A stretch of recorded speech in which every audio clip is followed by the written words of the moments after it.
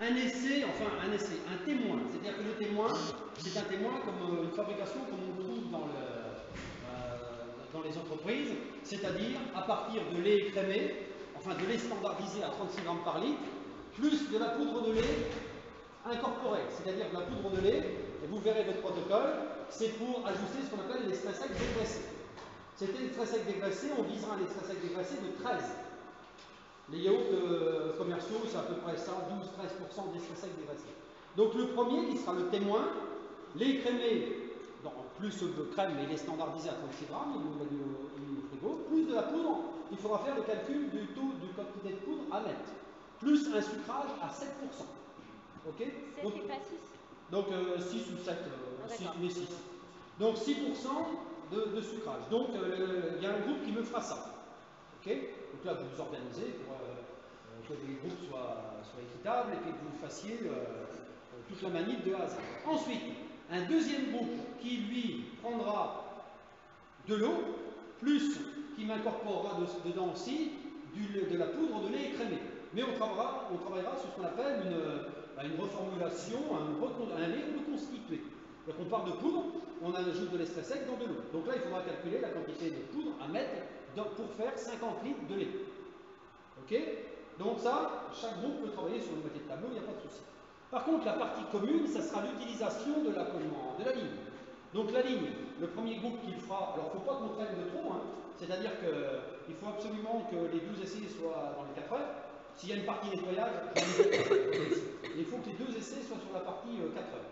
Donc, tout est marqué dans le protocole. En plus, il y a certains anciens, ce que j'aimerais bien, c'est qu'il y ait un ou deux qui aient déjà manipulé la ligne, qui se mettent dans un groupe pour, c'est ce qu'on parlait de ce matin, savoir transmettre les connaissances.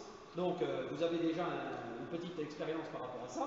Donc, repérage, bouclage et mise en condition de la ligne. Avec envoi du lait, homogénéisation à 65 degrés, réchauffage à 65 degrés, homogénéisation à 200 bars et envoi dans la cuve de pasteurisation. Avec une gestion des pouces à l'eau entre deux. Ensuite, par rapport à ça, une fois que votre lait est à l'intérieur de la cuve de pasto, vous procéderez à ce qu'on appelle l'ensemencement. Cet ensemencement, c'est avec des ferments, je dirais, qui sont déjà au labo, sous forme de petits sachets pour 50 litres de lait. Vous les préparez, vous les mettrez à réhydrater. Ensuite, vous les mettrez à l'intérieur. Et on démarrera le cycle de pasteurisation du lait à 85 pendant 5 minutes, et ainsi de suite. Quand ça redescendra à 45, et là, ça sera pour les deux fabrications, on fera du yaourt brassé. On fera du yaourt brassé, c'est-à-dire qu'il y aura 2 bidons de 20 litres qui sont fabriqués, mais on fera aussi, pour que vous puissiez déguster tout ça, du yaourt étuvé. C'est-à-dire qu'on prendra des petits pots et on les remplira de lait, on mettra un opercule plastique dessus et on les mettra au frigo, à l'étuve, pour pouvoir aussi fabriquer du yaourt brassé et du yaourt étuvé. On verra les deux technologies. Et là, pour les deux technos, hein, c'est-à-dire pour le lait reconstitué et le lait, je dirais, témoin. Ok? Donc là, il vous reste à vous organiser. Quel est le premier groupe qui commence? Et donc, chaque groupe va aussi avoir une autonomie au niveau de la standardisation du lait. Un groupe qui s'occupe de la reconnaissance du circuit et un autre groupe qui travaille sur le poudrage. Vous avez tout ce qu'il faut comme info. Bien sûr, moi je n'en ai pas, hein, mais je vous laisse 5-10 minutes de réflexion et après on corrige pour la ligne et on corrige pour les dates. On fait le 1. Comment? Alors qui fait le témoin? Tu veux que j'arrive pas? Quoi? Vous voulez de moi? Vous voulez de moi? Oui. Marie, vous faites quoi alors? Le lait cramé? Le premier. Le premier là. On laisse tout le monde de faire le témoin, ça va faire. Ah oui, non, mais c'est les mêmes, simplement il n'y a qu'à rire. Alors qui fait le témoin? Si tout le monde veut faire le témoin, ça va pas le faire. En général, quand tu demandes des témoins, il n'y a personne. Là, il y a des témoins pour faire. Bon, bah on fait le 2 alors. Vous faites le 2? C'est bon. Oui. Ça va aller, ça va aller. Pour l'instant, on est 4. Il en faut 7? 7 et 6. 7 et 6, ouais. Vous faites la poudre? Alors là. Avec on filme. on fait Non, les mais attends, deux ils avec sont... le poudrage. Vous faites la poudre de lait comme Là. Oui. Et ben, ok. venez T'en as avec un nous. déjà? Là j'en ai 3. Ah bah, je vais me mettre avec. Ok, c'est bon.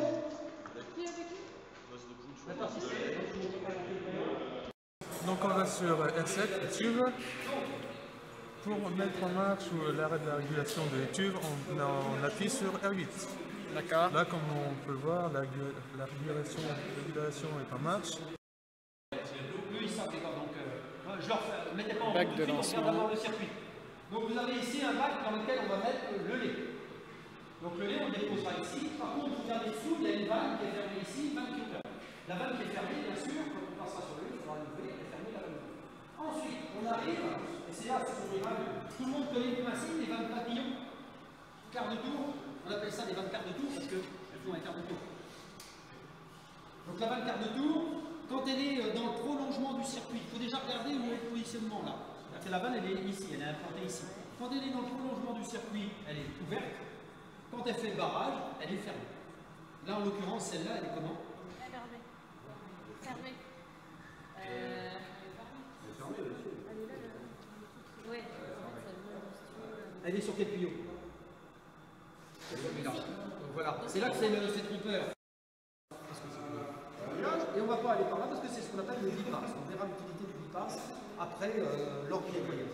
Ensuite, vous allez rentrer dans une pompe mécanique des fluides, c'est-à-dire que pour transférer un produit d'un produit A vers un lieu B, il faut tout le temps mettre en dynamique, c'est-à-dire une pompe ici centrifuge. Pompe centrifuge, aspiration, refoulement, et on rentre dans un petit échangeur à plaques, donc qui va nous permettre, comme on va ouvrir le chaud ici, aller et retour, donc ici le retour, ici d'aller, et bien sûr, soyez curieux, c'est ce que je vous disais, allez chercher les tuyaux, vous voyez, ils sont là-bas, il faut les ouvrir là-bas. Donc c'est les arrivées d'eau chaude. Donc le petit échangeur à plaques ici, vous avez un matériel qui est très connu, qui s'appelle une vanne PT100. Cette vanne PT100 va vous informer de la température en sortie du réchauffeur. Ensuite, vous rentrez dans l'homogénéisateur. But de l'homogénéisateur, on l'a vu l'autre jour, réduire la taille des ovules gras, le fractionner pour éviter la remontée. Donc 2 têtes. Ensuite, par rapport à ça, dans un premier temps, vous allez travailler sur l'eau. Donc l'eau va s'en aller par terre. Ok? Ça va faire fonctionner en circuit ouvert. On va perdre de l'eau. Quand vous allez être prêt à passer sur le lait, vous allez mettre le lait dans la cuve. D'accord? Et vous allez ouvrir, vous renvoyer le lait sur l'installation. Bien sûr, au départ, il va y avoir de l'eau. Et puis, progressivement, il va y avoir du lait qui va arriver. Il y a une tempo que je vous ai mise. C'est 2 minutes 30. Quand vous allez passer sur le lait ici et que vous allez arriver ici, au bout de 2 minutes 30 ici, vous envoyez le lait dans la cuve de pasteurisation. Sauf que bien sûr, les pontages qui sont ici ne sont pas du tout adaptés. Premièrement, ce qui doit vous éveiller en erreur chez nous ici, c'est quand c'est ponté avec des pontages qui ont une tige comme ça, c'est que pour du nettoyage. Donc il faut démonter ça et me mettre à sortir d'ici et aller vers la vanne, vers l'alimentation du tank qui est par en dessous. Donc, clac, clac. Il faudra trouver un... N'oubliez pas bien sûr les joints pour maintenir l'étanchéité et ne serrez pas ça comme des brutes. Souvent les gars ils serrent ça comme des brutes pour pas que ça fuit. En définitive ça sert à rien. Ça aplatit les joints et ça ne facilite pas plus l'aspect je dirais fuite. Ensuite une fois qu'on va être dans le tank, on mettra en cycle de pasteurisation. Ça nous laissera le temps d'aller chercher nos ferments et de préparer nos 2 bidons et nos petits pots. Vos collègues, je ne sais pas si vous êtes allés avec eux, pendant ce temps-là, ils ont mis en route l'étuve. Là, on a l'extrait sec total du lait. Là, on a de la matière grasse, donc on peut avoir l'extrait sec dégraissé. Et on veut un extrait sec dégraissé, on a un objectif. Donc on est à 7,9% d'extrait sec dégraissé dans notre bassine. Donc il va falloir rajouter de la poudre pour pouvoir ajuster à cet extrait sec. D'accord. Et au poids de lait, tu as 49,8. Okay.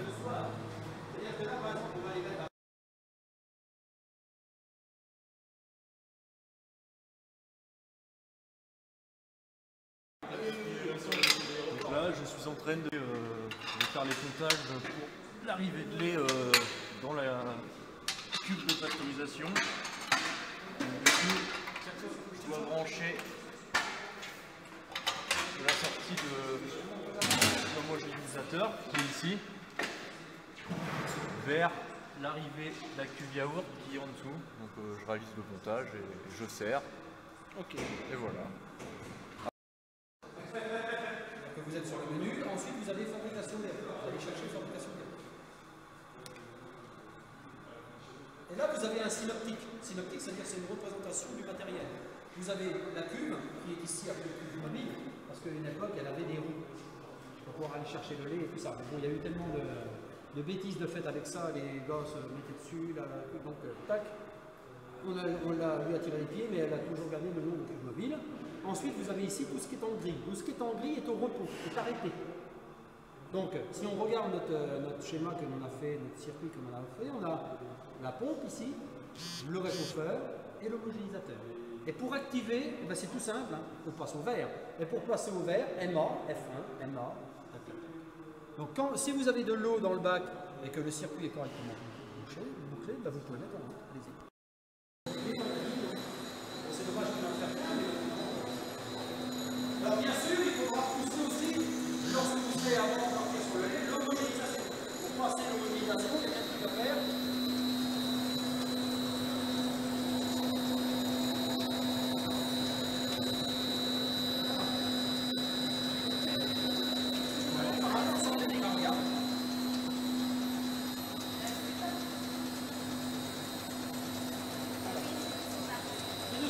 C'est la noire. Hein. Et la rouge, c'est les PSI, la noire, c'est les barres. Et là, vous êtes à 200.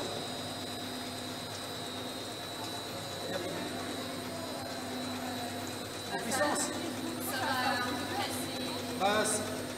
Sur les laits de consommation, par exemple des laits de consommation infantile, je vous disais l'autre jour, on monte à 400-500 bars. Ça serait pas un tort. Vous voyez, ça sent mauvais quand je vous disais qu'il ne faut pas mettre en circuit fermé au gars. Comme ça n'a pas servi pendant longtemps, l'eau, il voulait me proposer de la remettre sur le bac de l'enfant. On la met en circuit fermé. Donc là, vous êtes, la ligne est prête. Il suffit maintenant de compter pour aller vers... Ça a été fait. Donc ils l'ont mis. Hop, et ils vont aller dans le temps. Ok? Ça sent fort. C'est comme ça aussi. Ensuite, par rapport à ça, le lait va monter. Et vous voyez que dessous, il y a une vanne. Il y a une vanne pneumatique. Ici, là. Alors comment on reconnaît une vanne pneumatique? Tout simplement parce qu'il y a un tuyau de pneumatique dessus. Regardez. Il y a ça. Ça, c'est du pneumatique, ça. Ça veut dire qu'il y a de l'air qui arrive ici. Donc s'il y a de l'air qui arrive, il faut absolument que vous ayez allumé l'air. Sinon, ça fonctionne moins bien. Donc l'air est allumé, il est là. Voilà. Tout est allumé. Ah, ça, c'est des installations. Ça marche pas, on ne peut pas. Ils jettent un petit coup d'œil, quelquefois c'est le pneumatique qui est prend. C'est pas de coup d'œil. Et là, les anciens étaient cherchés. Ça allume parce que ça te fait voir que c'est plus. Ah oui, il faut regarder les manomètres.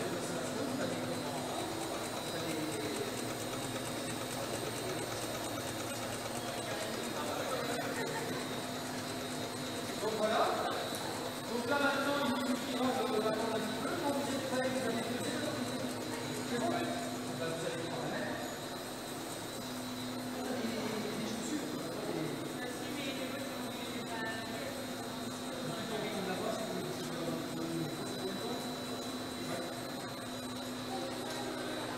Alors voilà, vous avez calculé la quantité de eau? 6,25 kg dans 43,75 kg d'eau. Et... je vais voir où.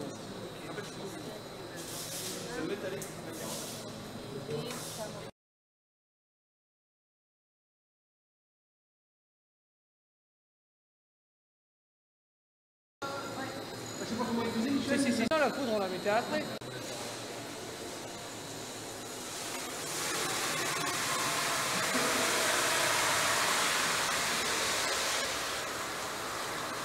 Dans le deuxième essai,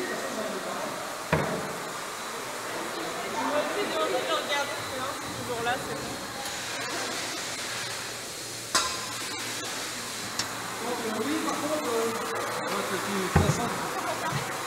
Non, parce que comme on va être obligé d'apprécier la vidange, donc on va laisser comme ça. Oh, ça mousse comme ça. Ok, bah vous pouvez pasteuriser là. Ah, ça se fait. Entre le moment où tu pasteurises, est-ce qu'il y avait beaucoup de mousse? Non, c'est bon, ça se vide pas normalement. Ça va quand on va ouvrir. Non, il y a beaucoup de mousse. Et vous avez un chrono? Ça m'a fait peur là, je voyais les palmes. Bah non, mais tout à l'heure on les voyait pas. Bah oui, c'est pour ça que je me suis dit, putain, la raison en fait. Dans la merde. Faut pas très bien. Ça tourne quand même. Non, il n'y a rien qui tourne. Non, mais c'est qu'il y avait de la mousse, on croyait que c'était ça se vidait, mais en fait c'était de la mousse. Oui, mais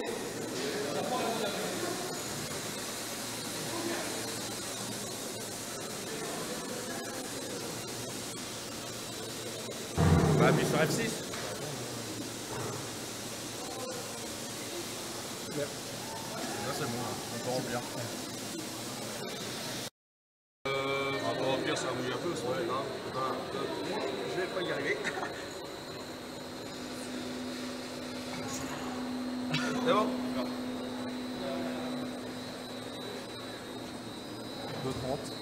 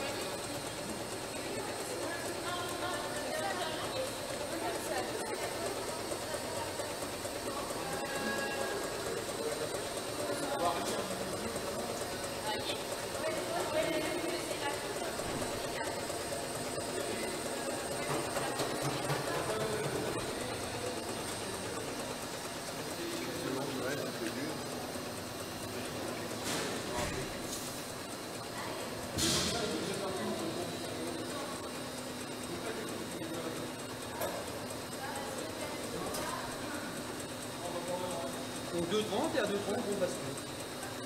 On avait fait un petit contrôle au niveau des pouces pour savoir à quel moment on peut arrêter par rapport à extra sec. Puisque, Vas-y, tu fermes là. Il faut... Ouais. Non, attends. Oui, c'est bon.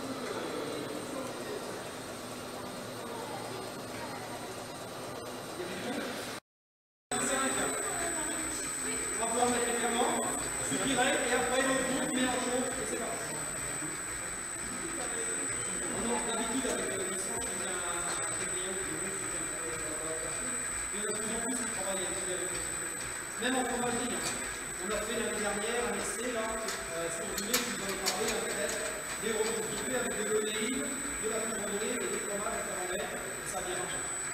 C'est pas pour le. C'est pas pour la. Tous les ça, c'est une super avoir une activité intestinale.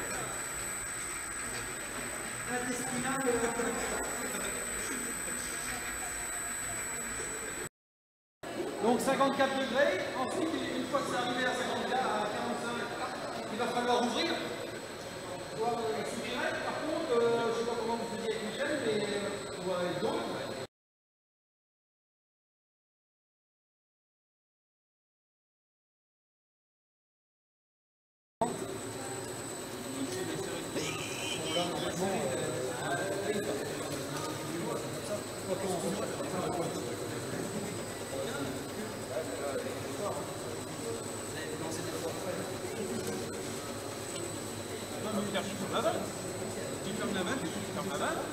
c'est fini, on va pas perdre du temps inutilement. Hein.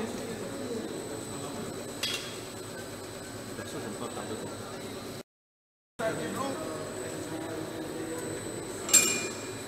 Oh, mollo.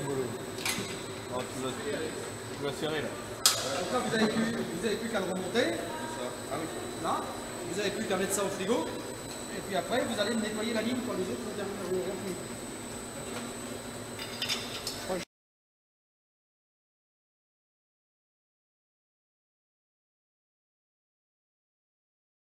Vous avez mis la poudre de lait, c'est ça? On est en train de la peser, on n'a pas fini.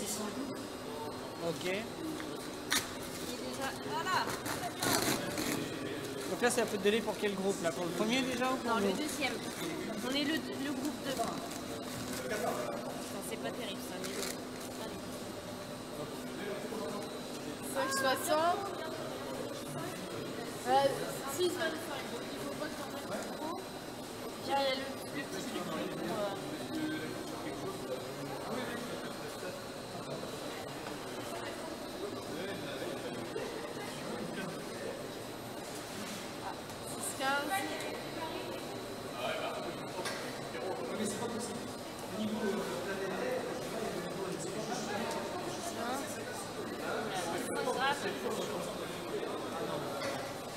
Tu peux pas approvisionner une population comme Paris en produits frais tous les jours.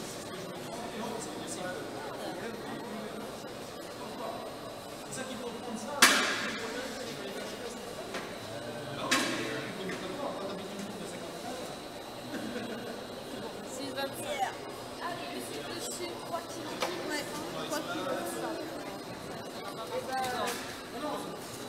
Vous avez dit allez voir ça parce que c'est ce qu'on appelle le 3 kilos de sucre. Quoi? 3 kilos de sucre. On met à zéro ou pas?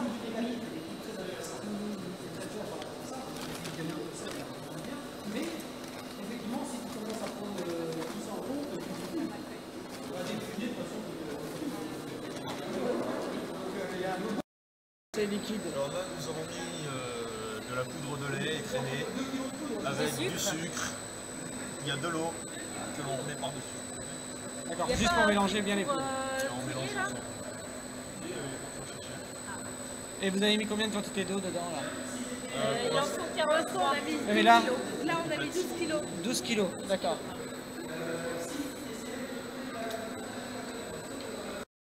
Vas-y,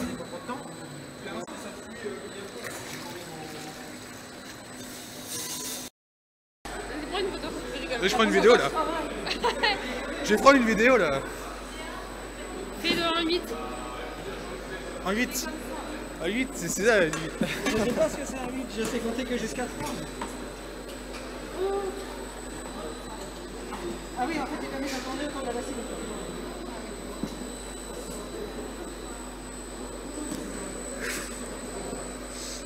Quoi? T'as vu? Non, j'ai dit, t'as mis à tourner autour de la bassine. Et alors? On fout, toi? Vas-y.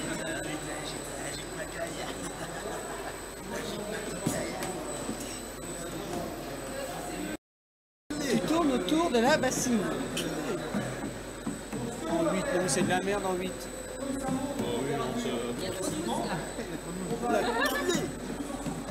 Attends, je la mets là. Vas-y, Non, mais remis bien au fond parce qu'elle a tendance à redescendre et à coller au fond. Ouais, ça colmate, ça fait après. Elle s'est tout à la poudre de lait. Voilà, mais ça me rentre dans les mots. Par contre, le sucre, c'est pas grave, le sucre. Ah, bah si. Ils seront un peu moins sucrés. On va tous au labo là pour les ferments. On va tous là-bas et puis on va réexpliquer à ton proposé tout ce que l'on va faire. Il est où? Ah, t'as raison. Bah si. T'as ramené du sucre? Bon, bah, on remet du sucre.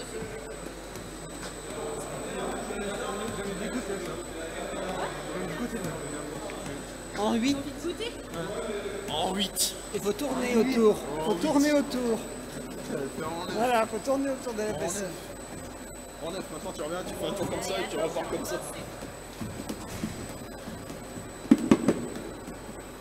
Attends, tu veux que je le fasse en 9 moi? Allez, maintenant, oui, en 9. Et L'air, tu fais comme ça. Et tu tournes en 3 aussi. En 3. En 3, Après, qu'est-ce qu'il y a d'autre? En 5. cette couleur. Allez, en 5, Loïc, là. Est-ce que les... t'as bien Et fait, la vache, on se demande s'il n'y a que les bras qui travaillent, parce que le gars, il commence à être rouge quand même. Bon, si t'es pas content, hein, tu continues. Hein. Un process, celui-ci, on avait du lait à 36 grammes par litre de matière grasse. Ok? C'est le témoin. Donc, les gens qui ont fabriqué, qui ont déjà pasteurisé, ont mis en chauffe leur installation et, dans un premier temps, ils ont d'abord fait ce qu'on appelle la standardisation. Donc, standardisation, ils ont standardisé en ce qu'on appelle extrait sec dégraissé. Et cet extrait sec dégraissé, ils l'ont réglé pour avoir un objectif de 12%, et ils ont ajouté incorporation de poudre. Cette poudre, il y en a un qui me posait la question de combien elle apportait de matière grasse. Elle n'apporte pas de matière grasse dans le sens où c'est une poudre de lait Écrémé. écrémé. Donc l'extrait sec dégraissé égale l'extrait sec. Et inversement. D'accord? Donc ça vous en a fait ajouter un certain poids aux environs de 2 kg. Ensuite, vous ajoutez 6% de sucre par rapport à cela. Donc, nous, particularité, on ajoute ces pulvérulents, on appelle ça des pulvérulents ou des ingrédients secs, après l'homogénéisation. Parce qu'on s'est aperçu par expérience que ça avait tendance à encrasser un peu nos têtes d'homogénéateurs. Donc on le fait après.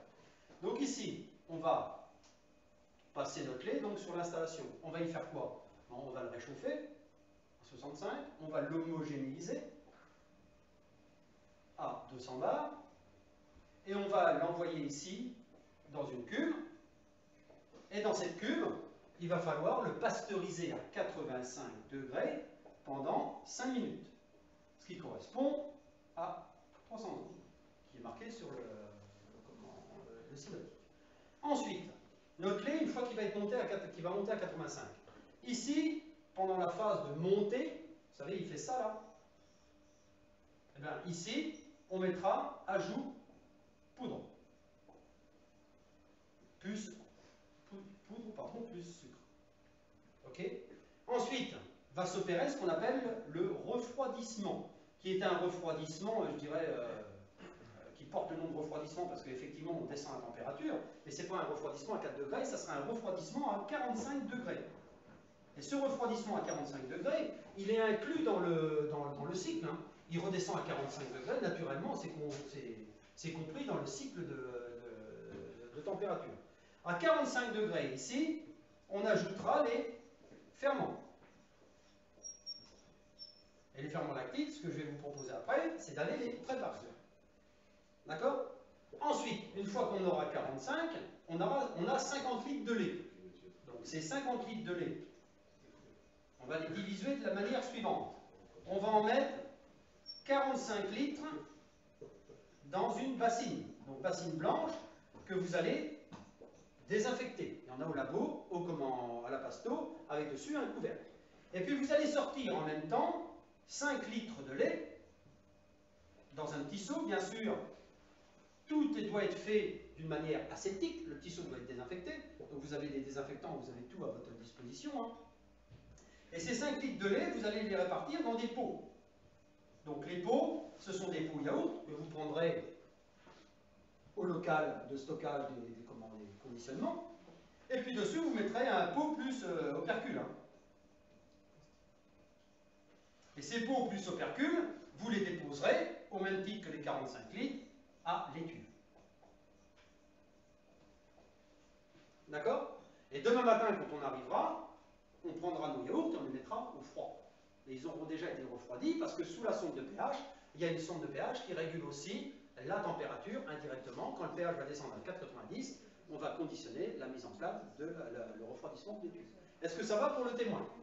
Donc qu'est-ce qu'il vous reste à faire ici? C'est à préparer les ferments, à désinfecter la bassine et à, je dirais, préparer les pots dans des petits casiers en inox qu'on a là-bas. Vous placerez, il n'y aura plus qu'à remplir à la louche le plus méthodiquement possible et proprement possible les petits pots. Ici, pour le lait, donc là, on a fait un lait reconstitué.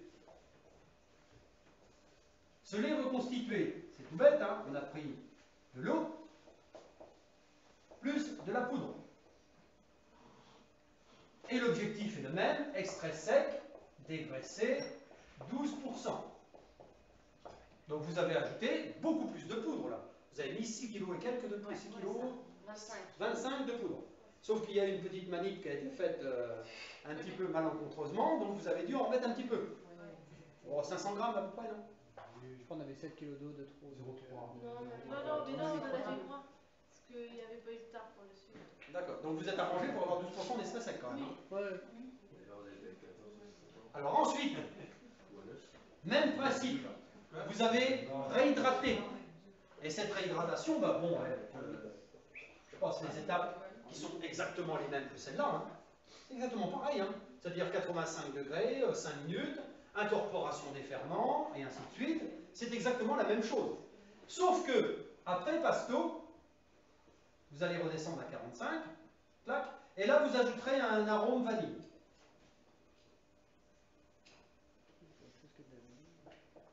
Si vous avez encore la fiche de fabrication de crème dessert, vous mettrez la même quantité, c'est 0,2% je crois, on a émis. Hein.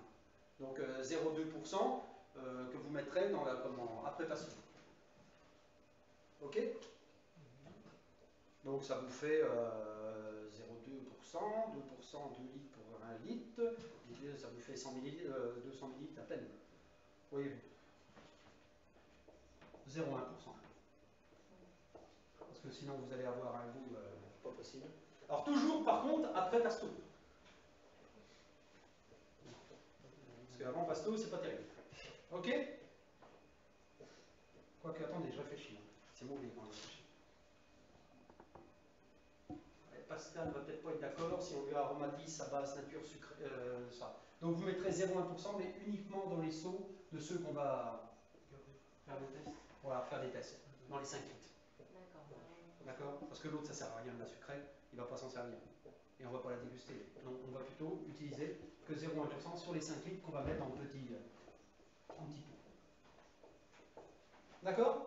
Est-ce que vous voyez comment vous organisez? Ça va?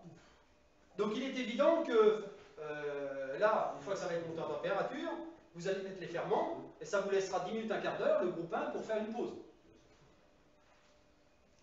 D'accord? Le groupe 2 pourra aller avec vous aussi, parce que pendant ce temps-là, vous ne pouvez rien faire, la cuve est prise. Donc tout le monde fera sa pause. Et ensuite, quand vous reviendrez, bah là, c'est là que ça commencera à travailler. D'accord?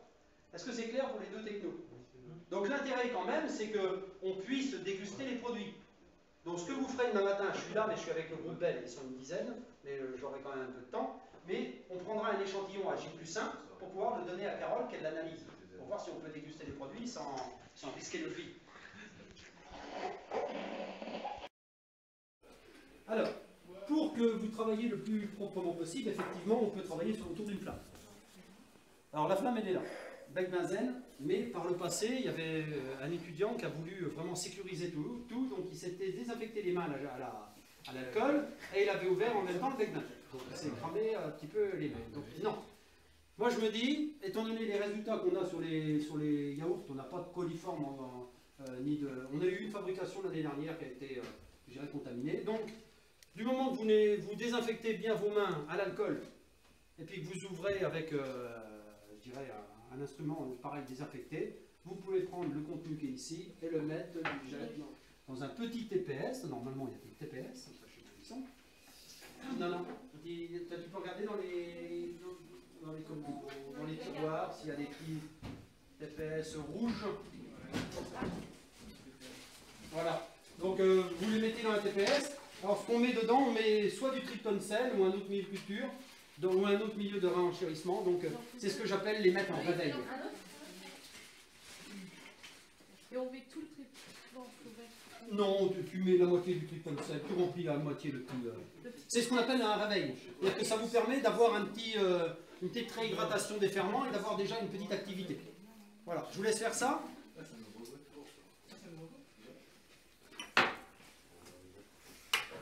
Un livre boîte, c'est pour ouvrir les boîtes, normalement. Ça s'appelle pas un livre boîte.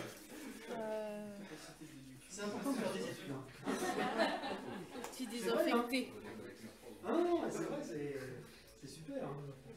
Ah bah, Il y a un couteau. Puis tu montes. Puis on fait à la main. Avant, les gens comme ça, c'est pour un micro-podcast, ça sert à quoi? Mais là, maintenant. Ah bah non. Je suis moqueur aussi un peu. Donc on réhydrate un petit peu les ferments lactiques pour que on gagne en général un temps de génération. Vous savez que les ferments lactiques se reproduisent toutes les 20 minutes, alors c'est pas forcément le cas au départ parce qu'ils sont un peu anesthésiés. Donc on gagne un petit temps de génération, on gagne un peu d'étuvage. Après on les réhydrate, on les remet dans la base lactée, et ça remonte les marques. Il faut savoir qu'on a à peu près 5 heures d'étuvage. 4h30 à 5 heures. Ça très vite. Pas rester. C'est rien.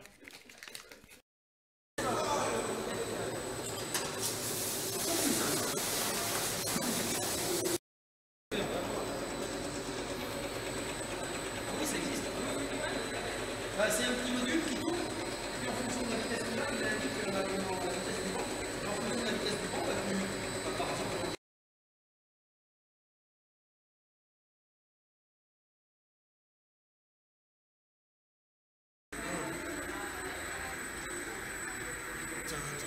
Ça fait pas de mal de revoir nos classiques. CNN. Donc les nets arrivent par ce circuit-là, suit ce circuit, et arrivent juste avant les réchauffeurs, avant la pompe et le réchauffeur, puis ça passe dans l'homogénéateur, une fois plus extérieur. Donc après ça vient sur le canon de pontage, qui va faire un retour bac de lancement. Donc là, le bac de lancement, on va nettoyer. Après, ça part à la pompe et ça va partir en plafond. Photon neuf. C'est bon, c'est parti. Et ainsi de suite.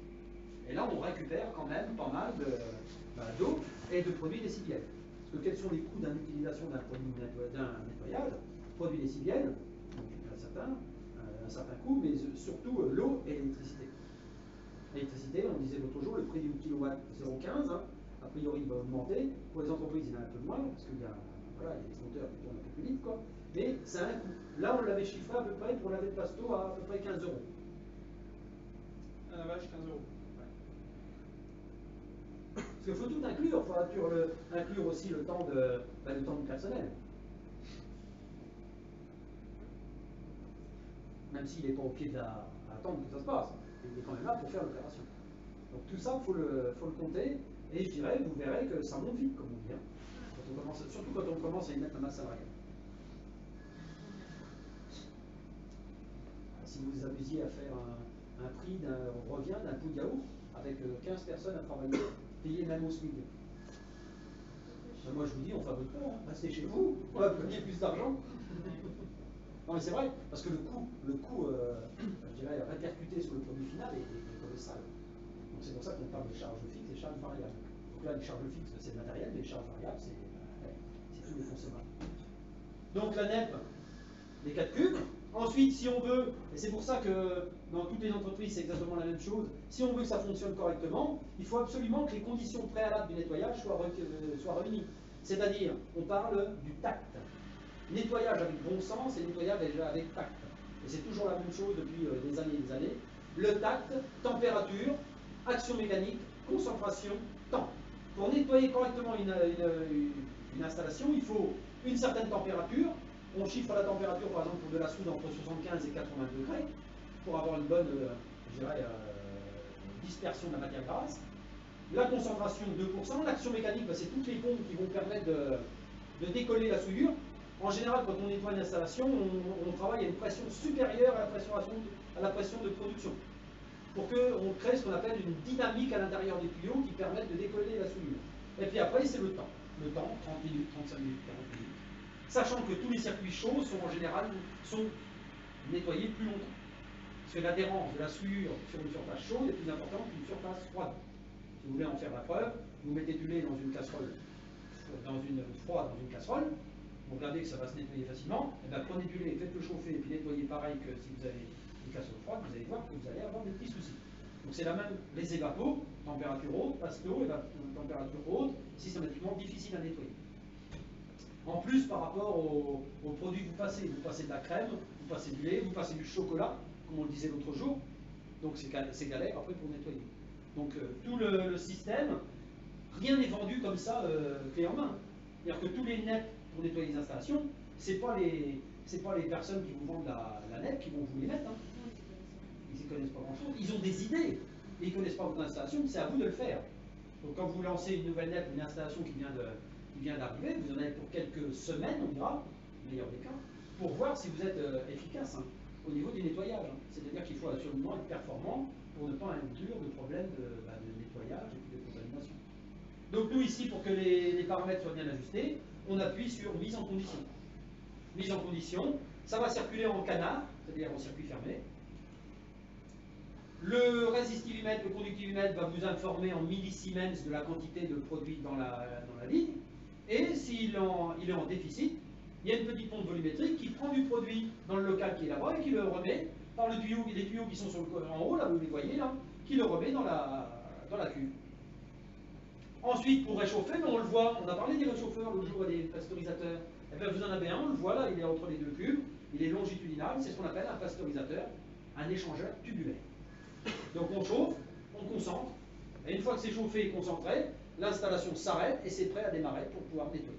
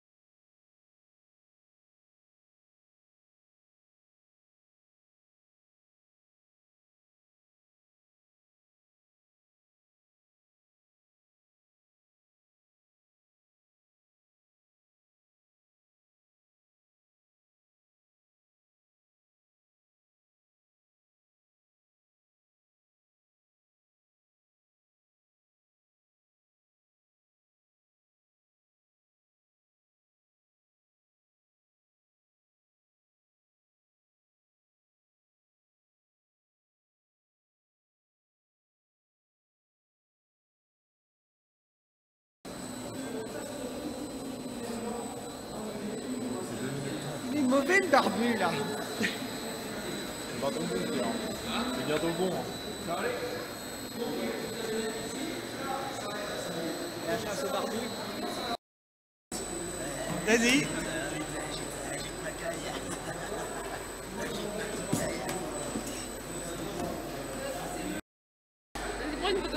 Je prends une vidéo là.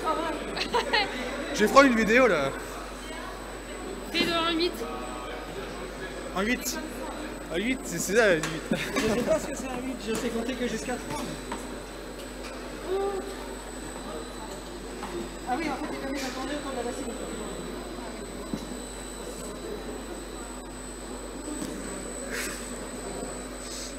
3. Vas-y. Non, c'est dit, t'as mis d'attendre autour de la bassine. Et alors? On s'en fout, moi. Là, tu tournes autour de la bassine. En 8, non, c'est de la merde en 8.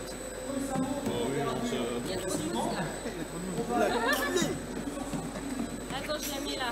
Vas-y. Béatrice a demandé la clé. On est remis bien au fond parce qu'elle a tendance à redescendre et à coller au fond. Ouais, ça colmate et puis après. Elle s'est tout mal à peu de lait. Voilà, mais ça me rentre dans les bras. C'est bizarre. Par contre, le sucre, c'est pas grave le sucre. Ah, Ils seront un peu moins sucrés. On va tous au labo là pour l'examen. On va tous là-bas et puis on va réexpliquer à tes proposés tout ce que l'on va faire. Ah, t'as ramené. Bah si. Tu veux quoi? t'as ramené du sucre? Bon, bah, on remet du sucre.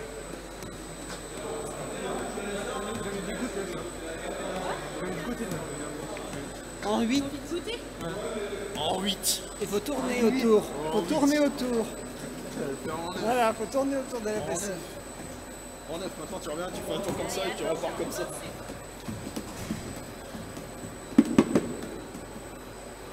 je vais le faire sur 9 mois. Allez, maintenant, oui, en 9. Merde, tu fais comme ça. Et tu tournes en 3 aussi. En 3. En 3, Après, qu'est-ce qu'il y a d'autre? En 5. ouais, cette couleur. Allez, en 5, Loïc, là. Est-ce que t'as bien Eh, fait la vache, on se demande s'il n'y a que les bras qui travaillent, parce que le gars, il commence à être rouge quand même. Bon, si t'es pas content, hein, tu continues. Hein. Allez, tiens la route. Tiens la route, hein, putain la vache.